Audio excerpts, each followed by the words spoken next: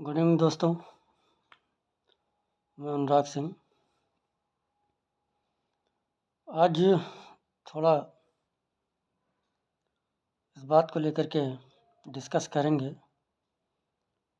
मैं काफ़ी टाइम से एक टॉपिक को लेकर के डिस्कस करना चाह रहा था।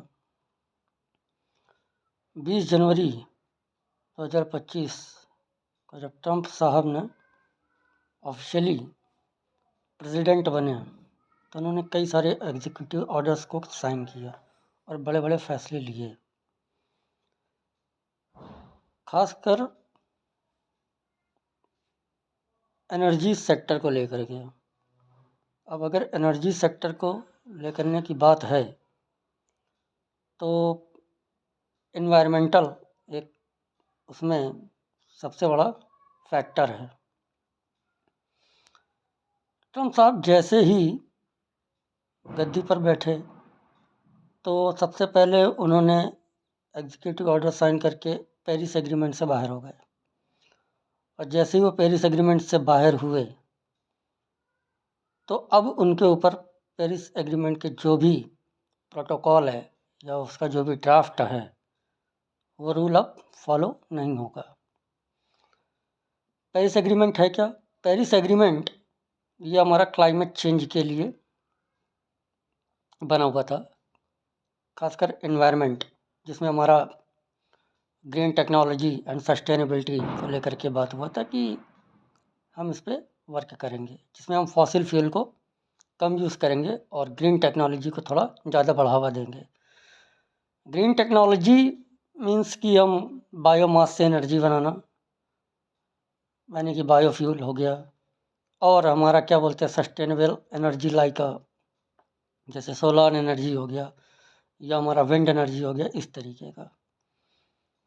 अब दोस्तों बात तो ये सही है कि मतलब यानी कि सस्टेनेबिलिटी में थोड़ा जब हम इन एनर्जी पे फोकस करते हैं तो एनवायरनमेंट के लिए बेनिफिशियल तो है, बट उतना रिजल्ट हमको मिल नहीं पाता जितना हम चाहते हैं। तो ट्रंप साहब ने पेरिस एग्रीमेंट से तो बाहर हो गए ट्रंप साहब, तो उनका कहने का मतलब ये है कि अब हम क्या करेंगे, ड्रिल करेंगे, माइनिंग करेंगे, हम फॉसिल फ्यूल का सबसे ज़्यादा इस्तेमाल करेंगे और अपने फॉसिल फ्यूल को मार्केट में उतारेंगे। अभी आप लोगों को अगर एक बात पता चले या पता हो कि कतर के जो आमिर हैं वो भी इंडिया है, तो सडन एकदम इंडिया आने का क्या मतलब है, मैं इस कहानी को उससे जोड़ने की कोशिश करूँगा कि ऐसा हुआ क्यों और वो आए क्यों और इसका अमेरिका से क्या लेना देना है। दोस्तों इंडिया जो है वो बहुत बड़ा मार्केट है कतर के लिए।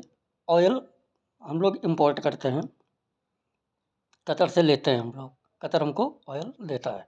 हालांकि पहले हम ईरान से भी लेते थे, हमने रूस से भी लिया है, लेकिन अभी समय ईरान से नहीं लेते हैं। ईरान से इस समय हमारा मार्केट जो है क्लोज है। वैसे भी ईरान के ऊपर सैंक्शंस लगे हुए हैं। हमने रूस से भी लिया है और रुपये टू रुपये में हमारा सारा डील हुआ है, जिसको लेकर के भारत से थोड़ा अमेरिका का भारत से थोड़ा इससे खटपट रहती है। खैर मेन मुद्दे पे आते हैं फिर से, ट्रंप ऐसा कर क्यों रहा है? ट्रंप ने नेशनल इमरजेंसी लगा दी एनर्जी को लेकर के कि उसके देश में एनर्जी की कमी है। वो ऐसा इसलिए कर रहा है क्योंकि उसको अपने कैपिटल यानी अपने स्टेट के लिए रेवेन्यू ज़्यादा से ज़्यादा लाना है, और वो ग्रीन टेक्नोलॉजी से इतना आसानी से तो इतनी जल्दी आने वाला नहीं। अब वो फॉसिल फ्यूल निकाल करके मार्केट में वो इतने कम दाम में बेचेगा कि जितने भी मिडिल ईस्ट में देश हैं ये हक्के बक्के रह जाएंगे।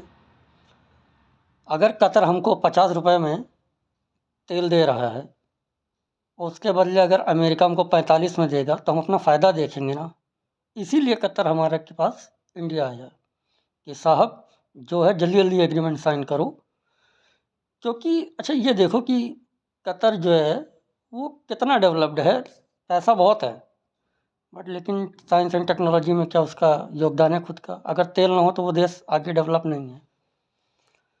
लेकिन सिर्फ यहाँ पर इंडिया में आकर के केवल तेल इन सब की बात नहीं हुई, और बहुत सारी चीज़ों की, टेक्नोलॉजी की बात हुई, एआई टूल्स की बात हुई, आर्टिफिशियल इंटेलिजेंस जिसको कहते हैं, और डिफरेंट सेक्टर, साइंस को लेकर के, टेक्नोलॉजी को लेकर के, रोबोटिक्स, इन सारी चीज़ों को लेकर के बात यहाँ पे इंडिया में पीयूष गोयल जी ने बैठ कर के बात करी।